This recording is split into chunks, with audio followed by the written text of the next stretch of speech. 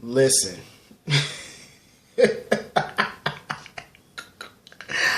Listen, General Hospital been a hot ass mess lately, and I'm here for all this drama. They need to find Sonny and hurry the hell up. Like, what? Find them. Jump your ass in that river and don't come out till you find them. It's cold down there, damn it. Taking all day. Hold on one second.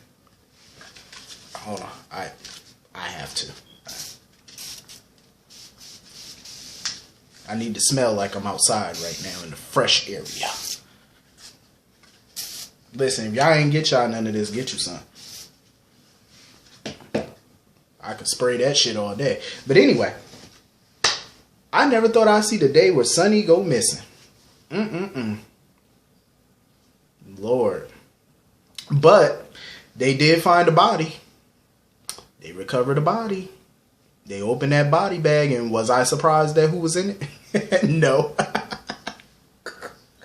Damn. It's official. Rest in peace, Julian.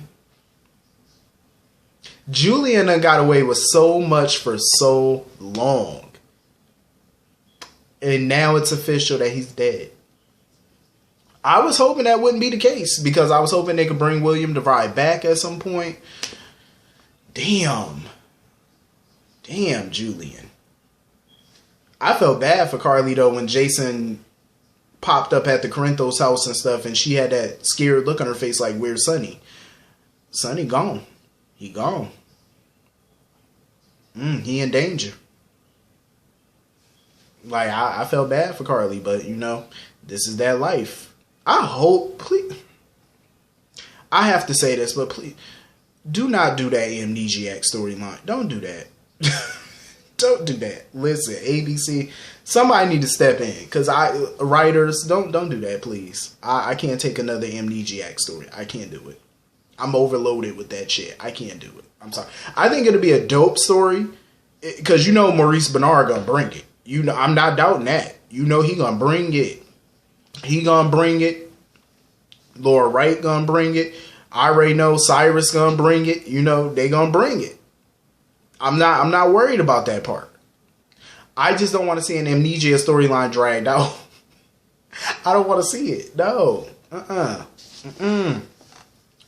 can't do it.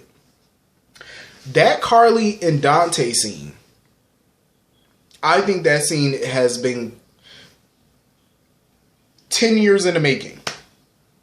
I will say. That scene has been a long time coming, where they can just sit and have a pleasant conversation. Stepmother to stepson. I was feeling that scene. I really did. I loved it. It's about time Carly bonded with her stepson. No Sonny around, no kids around, just her and Dante one-on-one talking, getting real. I freaking love that. I want to see more of it. I want to see more. I love that shit. You know, it was nice of Dante to bring some gifts over and stuff like that. And he got to meet his new baby sister, Donna. That was beautiful. You know, he finally got to meet his sister. That's nice. And then he mentioned how, you know, he was looking over some paperwork and he noticed some inconsistencies when him and Lulu first bought that house. Because if you remember, Sonny paid the people more money. Dante's just now realizing it after all this time, that, you know, it's because of Sonny that they got that house. And, you know, he really wanted to thank him and stuff like that. I feel bad for Dante because now he has to reconnect with his son. Like, he has to learn his son all over again. And his son has to learn him, you know, this new him. Because let me tell you something. I say new him because it is a new Dante. You know, not just the PTSD, but when you've been undercover and you seen things that Dante has seen, you've been through what Dante has been through out there, it changes you. As much as you don't want it to change you, it will change you. Sometimes for the better, sometimes for the worse. It will change you. So his son has to get to know, you know, what I like to call this heightened version of Dante. But, you know, Dante figured, you know, with Lulu out of commission right now, he got to step up to the plate and, you know, get back in his son's life, you know, relearn his son and learn what he likes and what he don't like, you know, but I think he can do it. I definitely think that, you know, him reintegrating himself into this society, I think is good. Anna is on his heels though, because when Anna was talking to Valentine, she felt like he changed a great deal from the Dante that she knows, but she felt like he's improved since he was there before, you know, back when he first came back to Port Charles. She felt like he has, you know, she sees some improvement. But she's not confident about the WSB, because a part of her felt like, you know, the WSB must have let him out because he's you know, he's better, so that's the reason they let him out. Valentine was like, no, he doubts their credibility. And Anna finally admitted that she felt like the WSB could be using Dante for something else, for a case or something. That's her gut instinct. I said, okay, Anna, now all of a sudden you want to get your smarts back. Okay, you know, if only you would use your smarts for good, where Peter is concerned. I am so livid. So Peter and Maxie's demon spawn is not a boy, it's a girl. Whatever. I'm not happy about them having no kid. I'm sorry, I'm just not. I am not. First of all, we have too many damn kids on this show as it is. I mean, I understand they trying to set up for the next generation, but come on now, slow it down. Peter was happy because he's not having a son, because he doesn't want his son to turn out like Faison. First of all, evil is not hereditary. I'm sorry, but I refuse to believe evil is hereditary. You have to be born and be raised and be taught evil. You are not just born evil. You're taught evil from what your parents show you and what you say. I refuse to believe that any child was born to be the next Michael Myers. Like, you're just born that way. You're born to be like Fred Krueger. I refuse to believe that. Like, I refuse to believe you were born to have mommy issues like Jason Voorhees. That boy has some serious mommy issues. I'm just saying, Jason Voorhees just wasn't right. You could dress up as his mother and be like, Jason, son, and he would just sit there and look at you and just listen to everything you say. That boy got issues.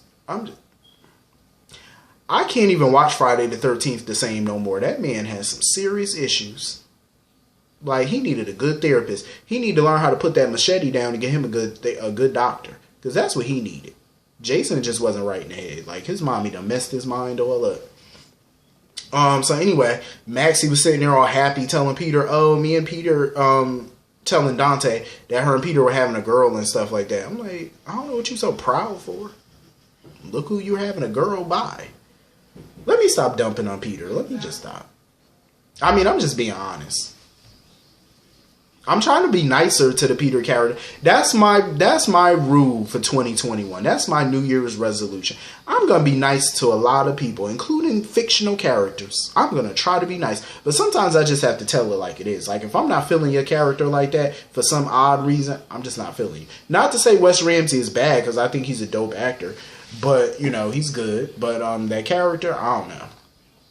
I don't know. Something just don't sit right.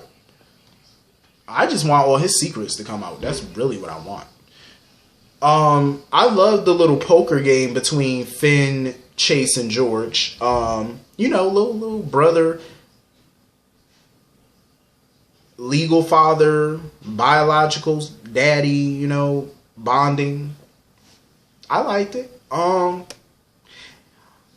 They were playing a little poker or whatever. George basically told Finn that Jackie told him that she was partly at fault for Finn not coming to their wedding. But Finn basically realized that Jackie more than likely didn't tell George the entire truth. You know, he didn't tell his father the whole truth. And I think Finn at this point is ready to just let the cat out the bag. So he's basically, when Anna got home, he's ready to tell her why he was estranged from his family for so long. Because he just feels like, you know, enough is enough. I can't keep this secret no more. And I'm glad Finn is ready to tell it. Because you know what? It needs to be told. It really does. It needs to be told. It really, really does. It's about damn time, Finn, that you just tell Anna the truth. I wish that he would just tell George the truth, but I have a feeling that his father is not going to be so accommodating, and his father might knock him on his ass. I'm just saying. Because, you know, some people got tempers, and we don't know how his daddy is. He might just knock that man silly, you know. But I'm happy that he finally going to tell the truth, you know. Tell the truth, shame the devil. I'm happy. Go ahead, fam. I'm right behind you. 100%. The truth shall set you free. So anyway, moving on from that, speaking of the truth, listen, Miss Florence is not here for Cyrus. His mama completely blames him for the death of her husband. And, you know, he's trying to get his mother to be proud of him, talking about, oh, he made something of his life. First of all, being a drug kingpin is not making something of your life. I'm just saying. Ordering hits on people is not something mommy would be proud of. Now, that's something Jason Voorhees' mother would be proud of, but that ain't something Miss Florence would be proud of. I'm just saying, you know, having some hoodlum for a son. I'm just saying. Because Florence was just looking at him like he was a damn stranger at this point. And Laura actually was sympathetic towards Cyrus. You know, she was really sympathetic towards him because she saw how angry he was getting about the fact that his mother pretty much shunned him. Like, she wanted nothing to do with him. And, you know, she believed him when he said that, you know, their father's death was an accident and stuff like that. She was just, I don't blame Laura for being pissed off at Cyrus, because once you found out that was your sister, why play all these games? Why not just tell her that y'all are kin, that y'all are family? Why not just say all that instead of playing all these little head games? That's just stupid. Because Laura just wants him out of Port Charles, honestly. She just wants him the hell away from her and her town. But he's sitting there trying to talk about how they got a lot in common. Cyrus, you and Laura do not have a damn thing in common. Go sit down. You do not have one thing in common that I could think of, to be bluntly honest. So he tried to sit there and get bucked with Laura. Like, he tried to act all threatening and stuff. Cyrus, go sit down somewhere. I don't know who you think you're threatening, but you better go sit your little, you know, mealy mouth ass down somewhere. Don't be threatening the Queen Bee. Let's just get that out the way. Like, don't threaten her. Thank God Martin came out there and got in the middle of that, you know. I like how Martin is stepping up for Laura. I really do believe Martin and Laura are going to be close. I believe it. So basically, Cyrus is sitting there talking about how he plans on buying Port Charles piece by piece, one piece at a time. I said, no, it ain't going down like that, Cyrus. It is not going down like that. He trying to convince his mother that he's not a delinquent and shit. You a hoodlum. You a hoodlum. That's what you are, Cyrus. You are a straight hoodlum. He's sitting there talking about some, you know, she's gonna be proud of his accomplishments one day. You know, he trying to brag about all he's accomplished. First of all, selling cocaine and crack and everything else to these little kids out here, that's not something a parent ought to be proud of. Especially not Florence. Talking about she'll see him as the world does one day. The world see you as a slimy bastard. That's what they see you as. So you better hope she don't see you. Hell, she already think that of you. So how she can't think any worse of you than she already currently does. Cyrus is just pushing his luck at this point. Like, your mother don't want nothing to do with you. You know, obviously she probably contemplated an abortion at one point. Or hell, she probably wished she would have. But, you know, obviously you're about 60 years too late for that. Cyrus is just pushing his little luck. And I already know, once he find out Sonny's disappeared, you already know he gonna use that shit to take advantage of Port Charles. So that means Carly and Jason gonna have to step their game up. Because with Sonny MIA right now, y'all gotta step up. Y'all gotta take over as the king and the queen of Port Charles right now. You ain't got no choice, you know, as de facto boss. You know, until, you know, Mufasa returns. You know, Sonny's the Mufasa in this case. So, you know, gotta, you know, protect the Pride Lands, aka Port Charles. Obviously, I'm in the mood to watch some Lion King right now. I really do. But, you know, that's going to have to wait. Anyway, this was a good-ass episode. I enjoyed it. I really did. Hit the comment section. Let me know what y'all thought about this episode. And I will see you all later. Have a great night. Peace.